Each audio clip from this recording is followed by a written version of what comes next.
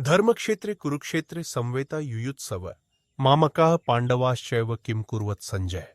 धृतराष्ट्र बोले, हे संजय, धर्मभूमि कुरुक्षेत्र में एकत्र हुए युद्ध की इच्छा रखने वाले मेरे और पांडु के पुत्रों ने क्या किया।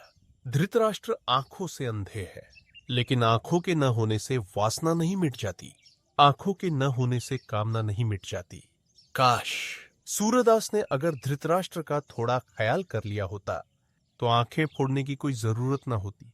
सूरदास ने आंखें फोड़ ली थी, इसलिए न रहेंगी आंखें, न मन में उठेगी कामना, न उठेगी वासना। लेकिन सच्चाई ये है, कामना आंखों से नहीं उठती, कामना उठती है मन से। आंखें फूट जाए, आंखें फोड़ भी दी जाए, तो भी वासना का कोई अंत नहीं होता। गीता की यह अद्भुत कथा एक अंधे आदमी की जिज्ञासा से शुरू होती है। असल में इस जगत में सारी कथाएं बंद हो जाएं अगर अंधा आदमी न हो। इस जीवन की सारी कथाएं अंधे आदमी की जिज्ञासा से शुरू होती है। अंधा आदमी भी देखना चाहता है उसे जो उसे दिखाई नहीं पड़ता। बहरा भी सुनना चाहता है उसे जो उसे सुनाई नहीं पड़ता। अगर सारी इंद्रियां भी खो जाए तो भी मन के भीतर छिपी हुई वृत्तियों का कोई विनाश नहीं होता।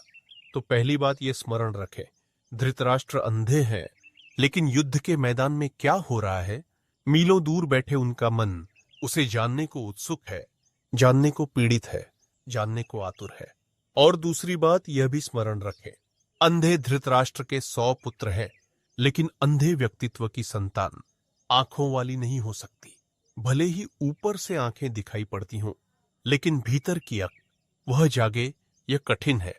क्योंकि अंधे व्यक्तित्व से जो जन्म पाता है, और शायद अंधे व्यक्तित्वों से ही अधिकतर लोग जन्म पाते हैं, उनके पास बाहर की आंख हो सकती है, लेकिन भीतर की आंख अक्सर अंधी ही रह जाती है।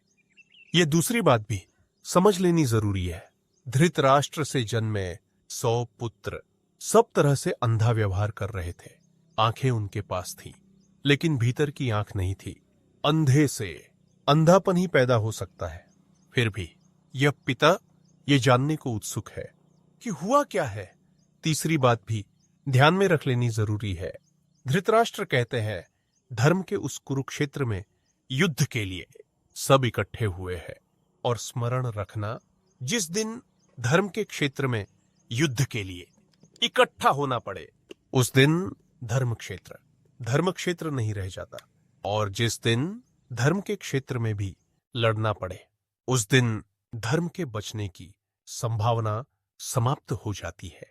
रहा होगा वह स्थान कभी धर्म क्षेत्र, लेकिन आज वहां एक दूसरे को काटने के लिए सब लोग इकट्ठे हुए हैं। आज वहां धर्म नहीं है, आज वहां सिर्फ युद्ध है। यह प्रारंभ अद्भुत है, और यह इसीलिए भी अद्भुत है कि अधर्म के क्षेत्रों में क्या होता होगा उसका हिसाब लगाना मुश्किल है, लेकिन धर्म क्षेत्र में क्या होता है यही प्रश्न है। और इसलिए धृतराष्ट्र संजय से पूछते हैं कि वह युद्ध के लिए आतुर मेरे पुत्र और उनके विरोधी उन्होंने क्या किया है, वे क्या कर रहे हैं, मैं जानना चाहता हूं। धर्म का क्षेत्र पृथ्वी पर शायद बन ही नहीं पाया अब तक, क्योंकि अगर धर्म क्षेत्र बन जाए तो युद्ध की संभावना समाप्त हो जानी चाहिए। लेकिन युद्ध की संभावना अब भी बनी हुई है, और जब युद्ध की संभावना बनी ही रहती है तो तथाकथित धर्म क्षेत्र भी युद्धरत हो जाता है। फिर अधर्म को क्या दोष दें, उसकी क्या निंदा करें। सच तो यह है कि अधर्म के क्षेत्रों में शायद कम युद्ध हुए हैं और धर्म के क्षेत्रों में ज्यादा। अगर युद्ध और रक्तपात के हिसाब से विचार करें तो धर्म क्षेत्र अधिकतर अधर्म क्षेत्र ही मालूम पड़ते हैं।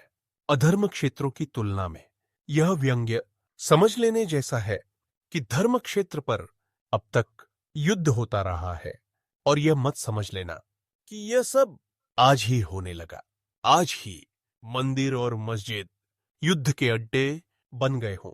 नहीं, 4000 साल पहले भी जब कहा जाता है कि पृथ्वी पर बहुत भले लोग थे और कृष्ण जैसा अद्भुत आदमी मौजूद था, तब भी कुरुक्षेत्र के धर्म क्षेत्र पर लोग लड़ने के लिए ही इकट्ठे हुए थे, क्योंकि मनुष्य की गहराई में जो युद्ध की प्यास है, मनुष्य की गहराई में जो विनाश की आकांक्षा है, मनुष्य की गहराई में जो पशु छिपा है, वही धर्म क्षेत्र में भी छूट नहीं जाता।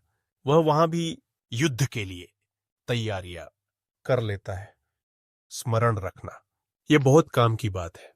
जब कोई धर्म की आड़ लेकर लड़ने आता है, तो उससे लड़ना और भी खतरनाक हो जाता है, क्योंकि तब वह केवल हिंसक नहीं लगता, वह धर्मयुक्त लगने लगता है, न्यायपूर्ण दिखाई पड़ने लगता है। और यही सबसे बड़ा खतरा है।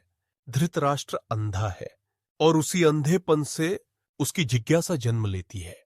ध्यान रखना, धर्म ग्रंथ किसी बुद्ध के उत्तर से नहीं, किसी अंधे के प्रश्न से शुरू होते हैं।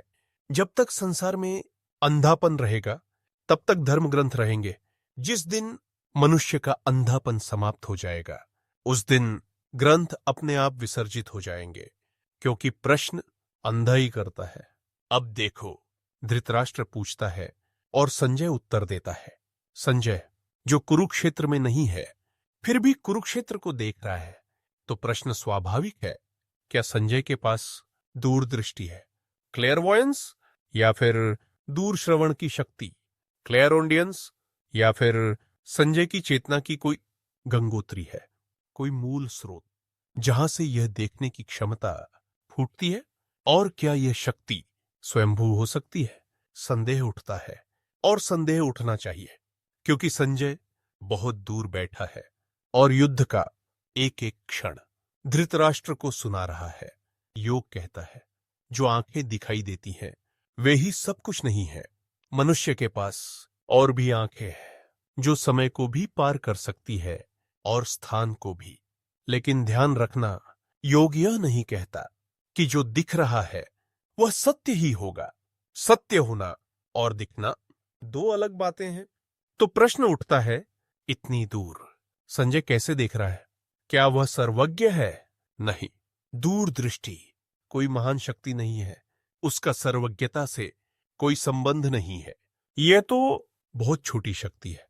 और यदि मनुष्य थोड़ा सा भी ध्यान करे, थोड़ा सा भी मौन में उतरे, तो यह शक्ति स्वाभाविक रूप से जाग सकती है, क्योंकि यह शक्ति तुमसे बाहर नहीं है, यह तुम्हारे भीतर पहले से ही मौजूद है।